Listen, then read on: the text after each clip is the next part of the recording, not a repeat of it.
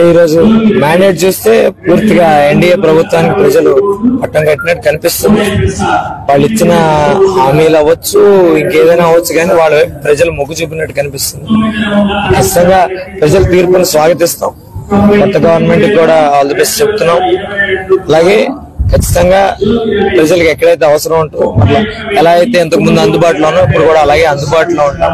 ఖచ్చితంగా మేము ఆ ప్రభుత్వం లాగైతే ఉండడం, మంచిగా చేస్తే అప్రిషియేట్ చేయడానికి కూడా మొదలు ఉంటాం. ఆ వర్గం ఈ వర్గం లేదండి, అందరూ నమ్మారు, వాళ్ళు చెప్పిన మాటలు నమ్మారని అనుకుంటున్నాను. అంటే ఎలా వెళ్ళింది అనేది కూడా ఎవరికి అంచనాలు లేదండి. ఏంటి అందరూ షాక్ లోనే ఉన్నారు. నాకు తెలిసి తెలుగుదేశం వాళ్ళు కూడా షాక్ లోనే ఉండుంటారని నేను అనుకుంటున్నాను. అంటే వస్తాం అనుకుంటారు కానీ ఇంత భారీగా వస్తామని ఎవరు ఎక్స్పెక్ట్ చేయలేదు. మేము కూడా ఎట్లా ఉంటది అనేది ఎవరు ఎక్స్పెక్ట్ చేయలేదు.